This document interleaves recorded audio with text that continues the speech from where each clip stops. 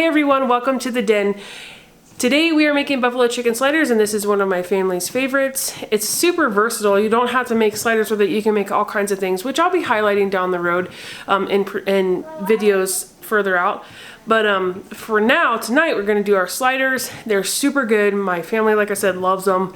So if you aren't already subscribed, stick around for the video. See if you like it. If I gave you something that you liked, content wise, and it was worth your time, then think about subscribing. I appreciate it so much. Every one of you that subscribes and has already subscribed, thank you. I appreciate all of your support here at Welcome to the Den. So without further ado, let's get into the video.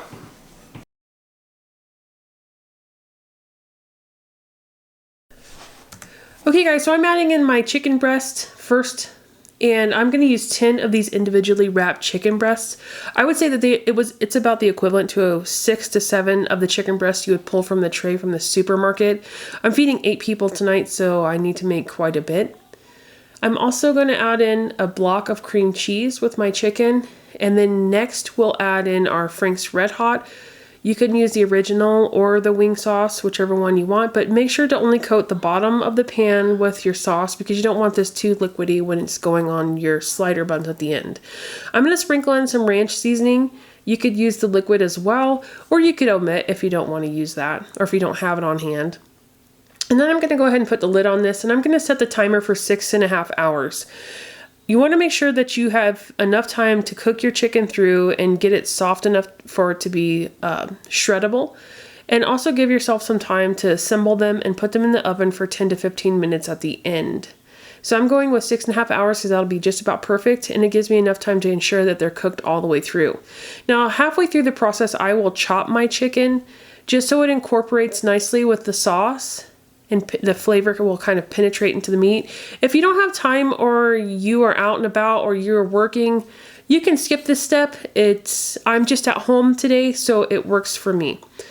Now this is the very end. It's cooked 6.5 hours now, and I just give it one final chop to get any big pieces that I might have missed before I put this chicken mixture on our slider buns. Now at the store, they only had brioche rolls, which normally I would use the more softer hamburger style rolls. But that's what they had. And it worked out well because I forgot to put parchment paper underneath the bread, which is crucial if you're using the softer rolls, because I can tell you right now from experience, learning the hard way, those softer rolls will stick to the bottom of that pan, and you will get about a top of the bread and some meat mixture, and hopefully the bottom part. It tends to be more soggy too, but these ones were a little bit tougher of a bread, so they held up quite well, quite nicely actually, for this chicken mixture. Now once the chicken mixture is all on there, I will add a bit of cheddar cheese. You don't have to add the cheddar cheese if you don't want to, and I don't use too much because I don't want it to be too runny.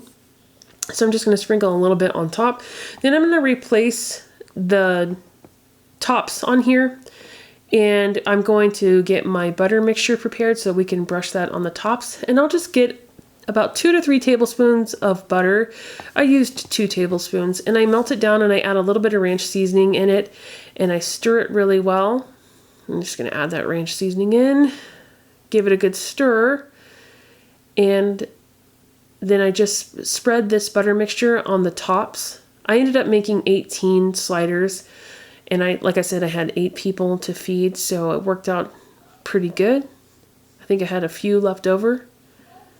And I just brush the tops. This gives it a nice flavor, and it will help brown the tops too, but I left mine in the oven for a little bit too long, so they are quite brown. But I put them in the oven for 10 to 15 minutes, or you should anyway. Mine went a little over that.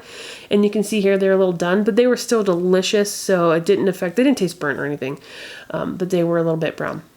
So I'm gonna put 2 sliders on the plate along with some homemade mac and cheese as a side, and then we're going to do some grapes tonight as our fruit, and that's dinner.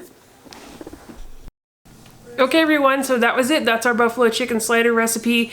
I hope that you enjoyed that. I hope that it gave you something enough for you to subscribe and stick around for further videos. Hit that bell notification and select all, because then you'll know when I drop a video. So thanks again. I hope you tried this out in your own kitchen. It's really, really good, and everyone in my family loves it, except the little ones. They think it's a little bit spicy, but otherwise everyone loves it, so it's always a hit.